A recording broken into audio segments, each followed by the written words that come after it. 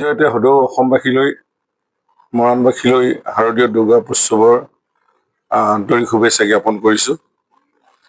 এইবাৰ জুবিনবিহীন এক শোকাকুল পৰিৱেশৰ মাজত অসমত শাৰদীয় দুৰ্গা উৎসৱ আয়োজন হৈছে। আমি সেইজনা মহান শিল্পী, অসমৰ সম্পদ জুবিন গাৰ্গৰ আত্মাৰ সদ্গতিৰ আৰু শোকসন্তপ্ত পৰিয়াললৈ গভীৰ সমবেদনা জ্ঞাপন কৰি মই দেখিছোঁ প্ৰতিটো পূজাস্থলীতেই জুবিন গাৰ্গৰ প্ৰতিচ্ছবিৰে গোটেই কাৰ্যসূচী আৰম্ভ হৈছে। কালিও যিকেইখনত আৰম্ভ হ'ল, ময়ো গৈছিলোঁ খুমটাই সাৰ্বজনীন দুৰ্গা পূজাকে আদি কৰি কেইবাখনতো। তাতো তেনেধৰণে জুবিন গাৰ্গৰ গীতেৰেই শুভাৰম্ভৰে কৰি দুৰ্গা পূজাৰ সকলো কাৰ্যসূচী আৰম্ভ হৈছে। মই ভাবিছোঁ এনেধৰণেই এইবাৰ বহুত নাচ গানকে আদি কৰি বা বিবাহ এইবিলাক বন্ধ কৰি অকল আধ্যাত্মিক দিশেৰে ক'ৰবাত দিহানাম, টোকাৰী গীত, লোকগীত এনেধৰণে কালিও শিমলুগুৰি এখনত মই নিজেই উপস্থিত আছোঁ। দিহানামৰ সম্ৰাট কমলা গগৈৰ উপস্থিতিত তেখেতেই নিশাটো উৎসৰ্গা কৰিছে দিহানামৰ গীতেৰে জুবিন গাৰ্গৰ নামত আৰু শাৰদীয় দুৰ্গা উৎসৱৰ শুভাৰম্ভণি কৰিছে। এনেধৰণৰ এটা পৰিৱেশে এইবাৰ অসমত এই দুৰ্গা উৎসৱ উদযাপন হ'ব। আজি ষষ্ঠী, মা দুৰ্গা এইখন ধৰালৈ নামি আহিব আৰু তেখেতৰ শক্তি দিয়ক সকলো ৰাইজলৈ, সমাজ গঢ়িবৰ কাৰণে সকলো শ্ৰেণীৰ ৰাইজৰ মাজত সদ্ভাৱ সম্প্ৰীতি ৰখাৰ এই মহানৰ দুৰ্গা উৎসৱে এক শান্তিৰ বাতাৱৰণ কঢ়িয়াই আনক, সকলোৱে শক্তি দিয়ক, মই তাকে কামনা কৰিছোঁ। আৰু আজি আমাৰ যিসকল পূজা মণ্ডপত কাৰ্যসূচী আৰম্ভ হ'ব, এনেধৰণে এইবাৰ অনুষ্ঠুপীয়া আৰু এটা শান্তিৰ বাতাৱৰণৰ লগতে এক শোকাকুল পৰিৱেশৰ মাজেদিয়ে আৰম্ভ হ'ব। মই প্ৰতিখন পূজাস্থলীত সকলো নিয়ম শৃংখলাৰে এই দুৰ্গা উৎসৱটি উদযাপন কৰিব বুলি আন্তৰিকতাৰে আশা ৰাখিলোঁ। মুখ্যমন্ত্ৰী ডক্টৰ হিমন্ত বিশ্ব ডাঙৰীয়াৰ আমাৰ মন্ত্ৰী বিমল বৰা সাংস্কৃতিক মন্ত্ৰীক দায়িত্ব অৰ্পণ কৰিছে আৰু যোৰহাটত কথা পাতিছে সকলো দল সংগঠন ৰাইজৰ লগত। গতিকে তেখেতে এইখিনি এৰেঞ্জমেণ্ট কৰিছে। মই ভাবোঁ 3 দিনীয়া ৰাজ্য শ্ৰাদ্ধৰ এটা মুখ্যমন্ত্ৰীও নিজে ঘোষণাও কৰিছে। গতিকে মোৰ পৰিৱেশটো ভাল হ'ব তাতে, আৰু তেওঁলোকে এইখিনি জুবিন যিহেতু যোৰহাটৰ ৰাইজে তাতে বহুত বিচাৰিছিলোঁ তেখেতক, আৰু চিতাভস্ম তেওঁকো সেইদিনাই অৰ্পণ কৰিব চৰকাৰে।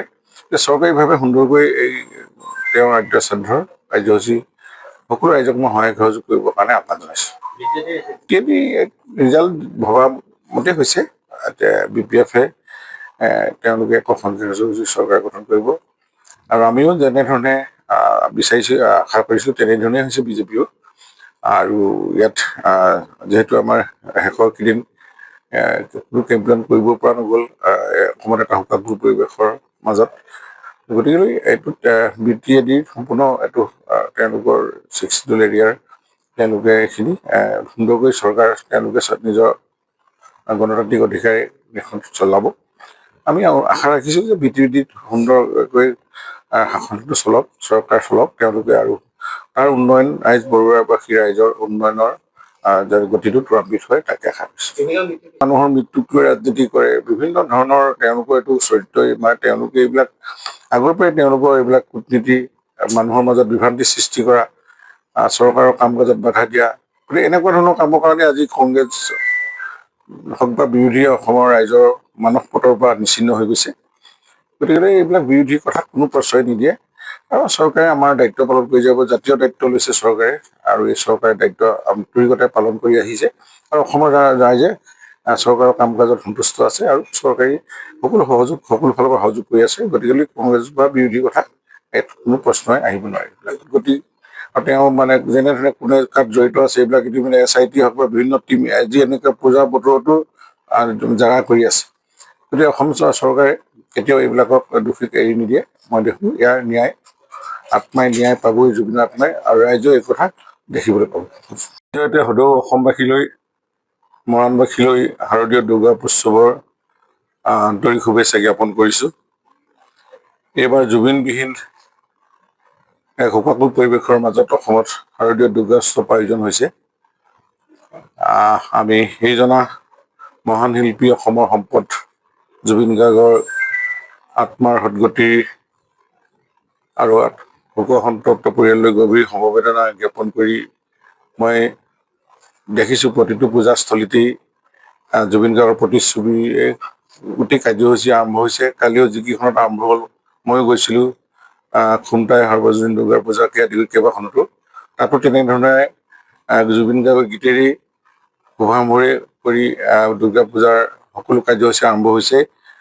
মই ভাবিছোঁ এনেধৰণে এইবাৰ বহুত নাচ গানকে আদি কৰি বা বিবাহ এইবিলাক বন্ধ কৰি অকল আধ্যাত্মিক দিশেৰে ক'ৰবাত দিহানাম, টোকাৰী গীত, লোকগীত এনেধৰণে কালিও শিমলুগুৰি এখনত মই নিজেই উপস্থিত আছোঁ।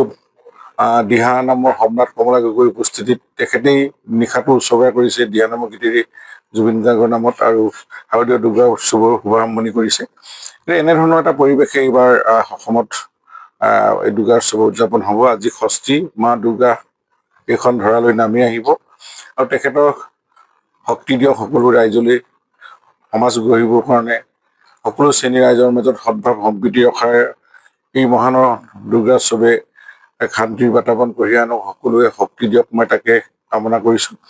আৰু আজি আমাৰ যিসকল পূজা মণ্ডপত কাৰ্যসূচী আৰম্ভ হ'ব, এনেধৰণে এইবাৰ অনুষ্ঠুপীয়া আৰু এটা শান্তিৰ বাতাৱৰণৰ লগতে এক শোকাকুল পৰিৱেশৰ মাজেদিয়ে আৰম্ভ হ'ব।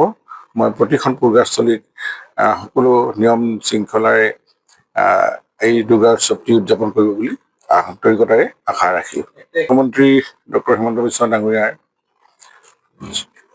আমাৰ মন্ত্ৰী বিমল বৰা সাংস্কৃতিক মন্ত্ৰীক দায়িত্ব অৰ্পণ কৰিছে আৰু যোৰহাটত কথা পাতিছে সকলো দল সংগঠন ৰাইজৰ লগত। গতিকে তেখেতে এইখিনি এৰেঞ্জমেণ্ট কৰিছে।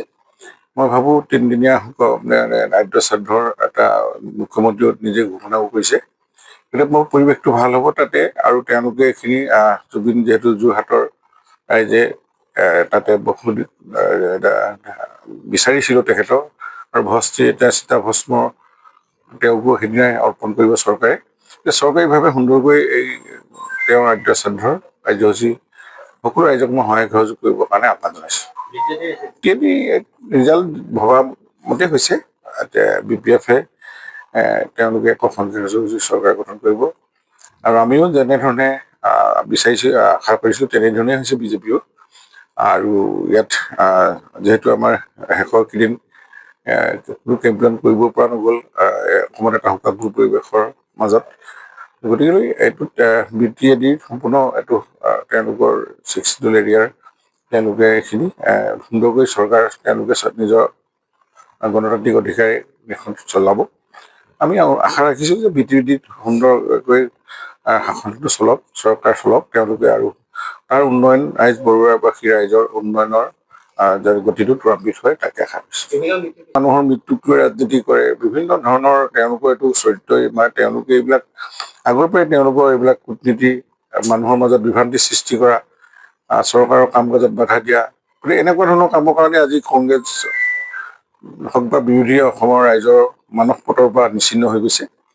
গতিকে এইবিলাক বিৰোধী কথাত কোনো প্ৰশ্ৰয় নিদিয়ে আৰু চৰকাৰে আমাৰ দায়িত্ব পালন কৰি যাব। জাতীয় দায়িত্ব লৈছে চৰকাৰে আৰু এই চৰকাৰে দায়িত্ব আন্তৰিকতাৰে পালন কৰি আহিছে আৰু অসমৰ ৰাইজে চৰকাৰৰ কাম কাজত সন্তুষ্ট আছে আৰু চৰকাৰী সকলো ফালৰ পৰা সহযোগ কৰি আছে। গতিকে কংগ্ৰেছ বা বিৰোধী কথা ইয়াত কোনো প্ৰশ্নই আহিব নোৱাৰে। গতিকে আৰু তেওঁ মানে যেনেধৰণে কোনে কাত জড়িত আছে এইবিলাক ইতিমধ্যে SIT হওক বা বিভিন্ন টীম আজি এনেকৈ পূজাৰ বতৰতো জাগা কৰি আছে। গতিকে অসম চৰকাৰে কেতিয়াও এইবিলাকক দোষীক এৰি নিদিয়ে। মই দেখোঁ ইয়াৰ ন্যায় আত্মাই ন্যায় পাবই, জুবিনৰ আত্মাই, আৰু ৰাইজেও এই কথা দেখিবলৈ পাব।